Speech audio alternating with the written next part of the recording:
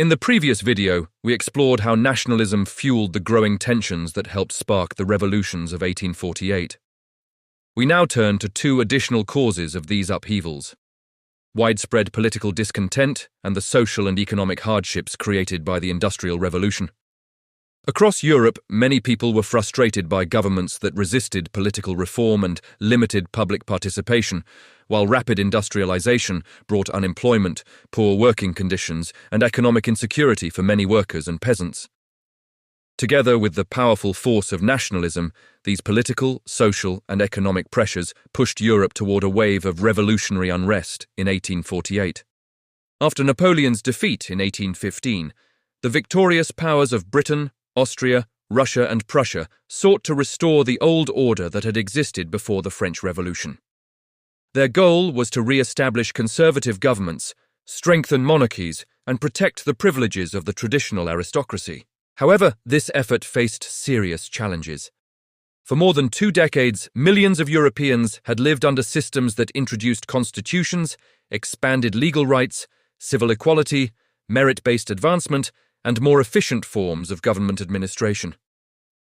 As a result, many people had grown accustomed to these reforms and were unwilling to quietly accept a return to absolute monarchy, aristocratic privilege, and the restrictions of the old regime. The growing gap between popular expectations and conservative political realities became a major source of political discontent across Europe. Let's examine the evidence. In Spain, political unrest erupted when sections of the army revolted against the government. Although the uprising appeared to focus on practical concerns such as low pay and poor conditions, it was actually part of a much broader opposition to the reactionary policies of the Spanish monarchy. Many Spaniards wanted constitutional government and reforms that would preserve some of the gains associated with the revolutionary era. The revolt alarmed Europe's conservative leaders, who feared that revolutionary ideas might spread across the continent and trigger another upheaval like the French Revolution. Determined to preserve stability and the restored political order, the great powers authorized French intervention. In 1823, French forces invaded Spain, defeated the rebels, and restored the authority of the monarchy, demonstrating the willingness of Europe's conservative governments to use military force to suppress liberal and constitutional movements. France experienced another major political upheaval in 1830, when growing opposition to the increasingly conservative policies of King Charles X erupted into revolution. Charles, the last surviving brother of Louis XVI, attempted to strengthen royal authority and reverse many of the liberal gains made since the French Revolution. His efforts to restrict political freedoms and limit the power of elected representatives provoked widespread resistance, culminating in the July Revolution of 1830. After 3 days of intense fighting in Paris, Charles was forced to abdicate and flee into exile. Rather than restoring a republic, the revolution brought his cousin, Louis Philippe, to the throne. Known as the Citizen King, Louis Philippe promised a more liberal constitutional government and sought to rule in cooperation with the middle class. The events of 1830 demonstrated that even in France, the Restoration monarchy was vulnerable to popular opposition, and that demands for political reform continued to challenge the conservative order established after 1815.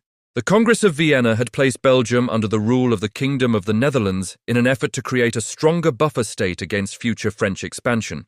However, many Belgians resented Dutch control because of differences in religion, language, culture, and political interests. Tensions steadily increased throughout the 1820s as Belgians complained of unequal treatment and limited influence within the government. In 1830, inspired in part by the revolutionary movements spreading across Europe, a revolution broke out in Belgium. The uprising proved successful, and after negotiations among the major European powers, Belgium was recognized as an independent and neutral kingdom. The creation of the Kingdom of Belgium demonstrated that the settlement established by the Congress of Vienna was not unchangeable, and showed how nationalist and liberal movements could challenge the Restoration order. It also encouraged reformers and revolutionaries elsewhere in Europe who hoped to achieve similar political and national goals. Russia also experienced political unrest during the Restoration era. In December 1825, a group of army officers launched what became known as the Decembrist Revolt, demanding constitutional reforms and limits on the power of the Tsar. Influenced by liberal ideas and their experiences in Europe during the Napoleonic Wars, the rebels hoped to modernize Russia's political system. However, Tsar Nicholas I responded swiftly and decisively, crushing the uprising and punishing its leaders. Although the revolt failed, it exposed a significant reality. Dissatisfaction with the existing order was not limited to peasants, workers, or the middle classes. Even members of Russia's educated elite and military establishment were questioning autocratic rule. Across Europe, similar challenges to the restoration system were emerging as people demanded constitutional government, greater political rights, and the freedom for nations to express their own identities and govern themselves. These growing pressures steadily weakened the conservative order established after 1815 and helped pave the way for the revolutionary upheavals of 1848. The most important cause of unrest, one that affected millions of Europeans, came directly from the Industrial Revolution. While industrialization brought economic growth and technological progress, it also created widespread social problems and deep divisions within society. As traditional ways of life were disrupted, many people struggled to adapt to the new economic order. Industrial society produced two major groups of dissatisfied workers: skilled craftsmen, whose livelihoods were threatened by mechanized factory production, and factory laborers, who faced long hours, low wages, and harsh working conditions. Although their experiences differed, both groups felt that the rapidly changing industrial system worked against their interests. Their growing frustration added to the social tensions that helped fuel the revolutionary movements of 1848. Factory laborers often believed that the Industrial Revolution benefited factory owners far more than the workers themselves. Many endured exhausting work schedules, commonly laboring up to 14 hours a day, 7 days a week, for wages that were barely enough to survive. Conditions inside factories were frequently dangerous, with little regard for worker safety and a constant risk of injury. At the same time, employers often hired women and children because they could be paid significantly lower wages than adult men, increasing competition for jobs and putting additional pressure on workers' earnings. As a result, many laborers came to feel that they were being exploited by the new industrial economy. Their frustration was not directed solely at factory owners, but at the entire industrial system, which they believed prioritized profit over the well-being of working people. This growing sense of injustice contributed to the social unrest that spread across Europe in the decades leading up to the revolutions of 1848. Skilled craftsmen such as shoemakers, tailors, and weavers were among those most affected by the Industrial Revolution. For generations, these workers had relied on specialized skills to produce goods by hand, but the rise of factories dramatically changed the economy. Machines allowed manufacturers to produce items more quickly, in greater quantities, and at lower costs than individual artisans could match. A factory, for example, could produce shoes far faster and more cheaply than a master cobbler working alone. As a result, many craftsmen saw their businesses decline and their livelihoods disappear. To them, the new industrial system seemed to favor the capitalist who owned the factory, the banker who financed it, and the machine that replaced skilled labor. Growing resentment toward these forces fueled some of the earliest organized protests against industrialization. The resulting unrest, including movements such as the Luddites, represented the first major anti-technology protests in modern history and reflected the deep social tensions created by economic change. In 1811, workers in the coal mining and textile regions of England responded to the rapid changes brought by industrialization by attacking and destroying factory machinery.